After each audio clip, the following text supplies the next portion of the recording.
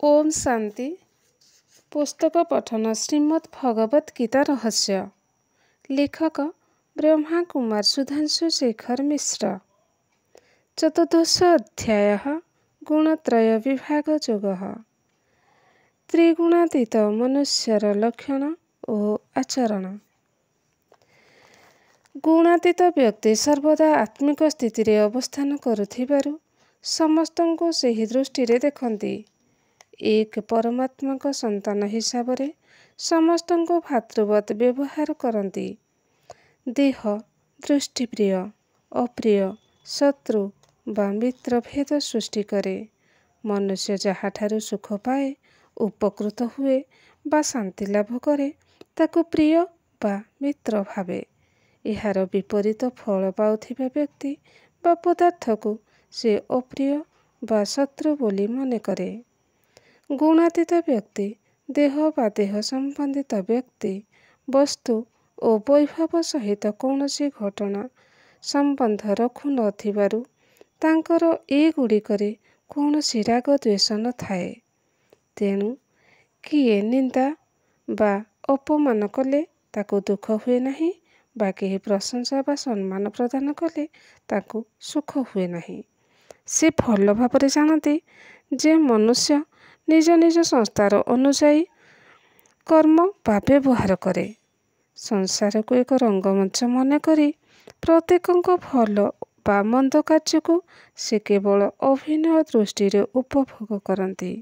तेणु कहारी को से शत्रु बा मित्र भेदरे विचार करती नहीं। से जानती जे संसार अनित्य। सांसारिक समस्त भोग ऐश्वर्य प्रभुता क्षणस्थायी।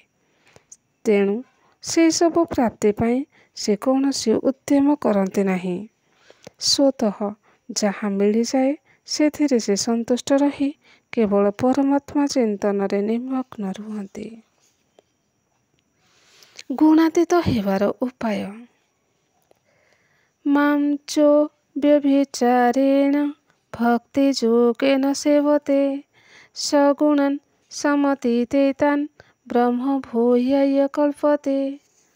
अर्थ जिए अव्यभिचारी भक्ति जोग द्वारा मोर सेवा करती से एही गुण गुड़ी को अतिक्रम करी ब्रह्मलोक पाई योग्य हुअन्ति। व्याख्या। परमात्मा हेउछन्ति त्रिगुणातीत। गुणातीत हेबार सहज उपाय हेउछि परमात्मा को प्रति अव्यभिचारी भक्ति। एठारे साकार और निराकारवादी मध्यरे मतभेद देखा जाए। इति वांश कलम पुंसम कृष्णस्तु भगवान स्वयं। यही वाक्य आधार रे साकारवादी माने श्रीकृष्ण को साक्षात ब्रह्म बोली मने करती। किंतु भगवान और ब्रह्म ए दुई शब्दर अर्थ एका नुहे। भगवान शब्दर अर्थ संसारर प्रभु बा मालिक जहाँक अधीनता संसारर समस्त मनुष्य स्वीकार करती।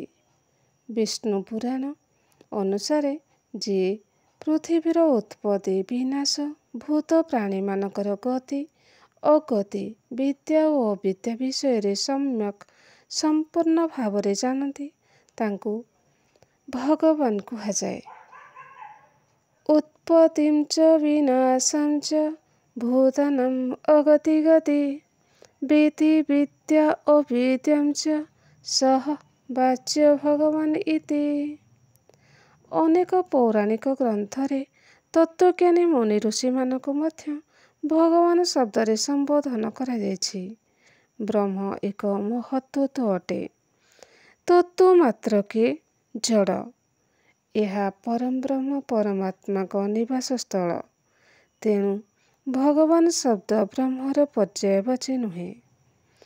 परवर्ती श्लोक रे परमात्मा स्वयं निजर स्वरूप वर्णना करिसंती। पूर्वापर संगति रक्षा करे विचार कले अव्यभिचारी भक्तिर अर्थ कृष्ण उपासना बुझाउ नहीं। कृष्ण बा विष्णु हिंदू दृष्टिकोण भगवान पदवाच्य हो पारती। किंतु जाति वर्ण संप्रदाय निर्विशेष समस्त मानवात्मा ପରମ ପିତା ପରମାତ୍ମା ରୂପେ ସେ କଦାପି ଗ୍ରାହ୍ୟ ହୋଇ ନ ପାରନ୍ତି।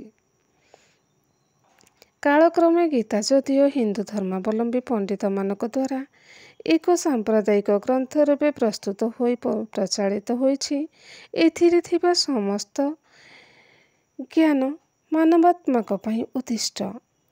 ଗୀତାକୁ ସାମଗ୍ରିକ ଦୃଷ୍ଟିକୋଣରୁ ଅନୁଧ୍ୟାନ କଲେ ମନେ ହୁଏ, ଏହାର ଭଗବାନ ସର୍ବାତ୍ମାଙ୍କ ପିତା, ବ୍ରହ୍ମଲୋକ ନିବାସୀ, ଅଜନ୍ମା, ଅକର୍ତ୍ତା, ଅଶରୀରୀ, ଜ୍ୟୋତିର୍ବିନ୍ଦୁ ସ୍ୱରୂପ ପରମ ପିତା ପରମାତ୍ମା ଅଟନ୍ତି। ବସୁଦେବ ସୁତ ଶ୍ରୀକୃଷ୍ଣ ନୁହନ୍ତି। ପରମାତ୍ମା ଅବିଭାଜ୍ୟ। ତାଙ୍କର କୌଣସି ବିଭାଜିତ ଅଂଶ ମନୁଷ୍ୟ ବା ଅନ୍ୟ କୌଣସି ଶରୀର ଧାରଣ କରି ସୃଷ୍ଟିରେ ଅବତାରଣ ଗ୍ରହଣ କରନ୍ତି ନାହିଁ। କୌଣସି ଶକ୍ତିଶାଳୀ, ପରାକ୍ରମୀ, ବିଦ୍ୱାନ, ଜ୍ଞାନୀ, ସାଧୁ ବା ସନ୍ଥ ଆତ୍ମାକୁ କୌଣସି ନିର୍ଦ୍ଦିଷ୍ଟ ମହାନ କାର୍ଯ୍ୟ ସାଧନା ପାଇଁ ଅବତାର ନେଇଛନ୍ତି ବା ଅବତୀର୍ଣ୍ଣ ହୋଇଛନ୍ତି ବୋଲି ସ୍ୱୀକାର କରିବାରେ ବାଧା ନାହିଁ। ତାଙ୍କୁ ସମ୍ମାନ ପ୍ରଦର୍ଶନ କରିବା ପାଇଁ ଭଗବାନ ଶବ୍ଦରେ ସମ୍ବୋଧନ କରିବାର ଅସଙ୍ଗତି ନାହିଁ, କିନ୍ତୁ ତାକୁ ପରମାତ୍ମା ଅଭିହିତ କରାଯାଇ ନ ପାରେ। ଏହି ଦୃଷ୍ଟିରୁ ଶ୍ରୀକୃଷ୍ଣଙ୍କୁ ସାକ୍ଷାତ ପରମାତ୍ମା ସ୍ୱରୂପ କହିବା ଅଜ୍ଞତା ସୂଚକ ଅଟେ। କୌଣସି ଦେବାତ୍ମା, ମହାତ୍ମା, ପୁଣ୍ୟାତ୍ମା ଆଦି ଦେହଧାରୀଙ୍କ ସ୍ମରଣ ଓ ପୂଜନ ନ କରି କେବଳ ଏକ ପରମାତ୍ମାକୁ ଅନନ୍ୟ ଭକ୍ତିପୂର୍ବକ ସ୍ମରଣ କରି ତାଙ୍କ ନିର୍ଦ୍ଦେଶିତ ମାର୍ଗରେ ପରିଚାଳିତ ହେବାକୁ ଅବ୍ୟଭିଚାରୀ ଭକ୍ତି ଯୋଗ କୁହାଯାଏ। ମାନବାତ୍ମାମାନଙ୍କୁ ଅବ୍ୟଭିଚାରୀ ଭକ୍ତି ଯୋଗ ମାର୍ଗରେ ପରିଚାଳିତ କରିବା ପୁରୁଷାର୍ଥକୁ ଈଶ୍ୱରୀୟ ସେବା କୁହାଯାଏ। ପରମାତ୍ମା ଜଗତ ପିତା। ସେ ଗୁଣାତୀତ ଓ ବିକାର ରହିତ। ସେ କାହାରିକୁ ଅହେତୁକ କୃପା କରନ୍ତି ନାହିଁ କି କାହା ପ୍ରତି ଦ୍ୱେଷ କରନ୍ତି ନାହିଁ। ମଣିଷ ନିଜ ନିଜ କର୍ମ ଓ ଭାବନାନୁସାରେ ଫଳ ପାଏ। ଭାବନାର ବଶବର୍ତ୍ତୀ ହୋଇ କୌଣସି ଦେହଧାରୀ ମନୁଷ୍ୟାତ୍ମାକୁ ପରମାତ୍ମାଙ୍କ ଅବତାର ରୂପେ କର୍ମକାଣ୍ଡୀୟ ରୀତିନୀତି ଅନୁସରଣ ପୂର୍ବକ ପୂଜା ଉପାସନା କରିବା ହେଉଛି ବ୍ୟଭିଚାରୀ ଭକ୍ତି। ଏହାଦ୍ୱାରା ମଣିଷ ଗୁଣର ବନ୍ଧନରେ ପଡ଼େ। ଅବ୍ୟଭିଚାରୀ ଭକ୍ତି ଯୋଗ ଦ୍ୱାରା ଗୁଣାତୀତ ବ୍ୟକ୍ତି ସହଜରେ ପରମାତ୍ମାକୁ ଲାଭ କରନ୍ତି। ବ୍ରହ୍ମ ଭୂୟାୟ କଳ୍ପତେ। କ୍ରମଶଃ ଓମ୍ ଶାନ୍ତି।